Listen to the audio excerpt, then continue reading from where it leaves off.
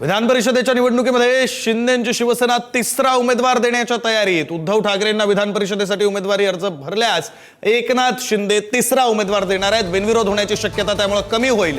तसंच उद्धव ठाकरे आणि देवेंद्र फडणवीस यांच्या चर्चित भेटीमुळे एकनाथ शिंदे हे दुखावले असल्याची सुद्धा सूत्रांची माहिती आहे। उद्धव ठाकरे निवडणूक लढवत असतील तर निवडणूक बिनविरोध होऊ न देण्याची शिंदेंच्या शिवसेनेचा प्रयत्न असल्याची माहिती आहे।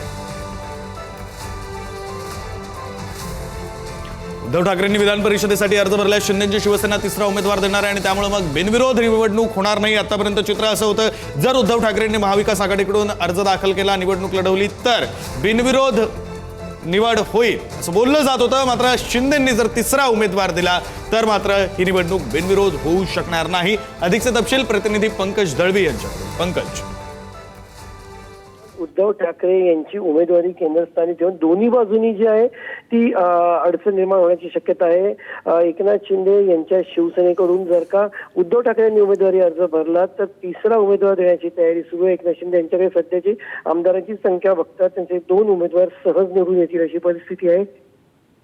मात्र इतर जे काही अपक्ष असतील, सपा असतील, अशा आमदारांना हाताशी धरून एकनाथ शिंदे हे तिसरा उमेदवार देण्याच्या तयारीत आहे। दुसऱ्या बाजूला उद्धव ठाकरेंनी उमेदवारी अर्ज भरला नाही तर काँग्रेस उमेदवार देण्याच्या तयारीत आहे। म्हणजे ही निवडणूक बिनविरोध होणार का या बाबतीमध्ये जी आहे ती सध्याच्या स्थितीमध्ये तरी अजूनही काही गोष्टी कन्फर्म होत नाहीयेत किंवा याची ठोस गोष्टी याच्यातून समजत नाहीयेत। मात्र एकनाथ शिंदे यांच्या शिवसेनेकडून तिसरा उमेदवार देण्याची तयारी आहे आणि तो तिसरा उमेदवार जर उद्धव ठाकरे यांनी उमेदवारी अर्ज भरला तर शिंदे तिसरा उमेदवार देतील। कारण उद्धव ठाकरे यांची निवड जी आहे किंवा निवडून येण्याची जी प्रक्रिया आहे ती सोपी होऊ द्यायची नाहीये। सहज उद्धव ठाकरे यांना निवडून यायचं नाहीये, निवडून द्यायचं नाहीये असं एकनाथ शिंदे यांचं म्हणणं असल्याचं समजतंय। धन्यवाद पंकज, दिलेल्या या सगळ्या सविस्तर माहितीसाठी।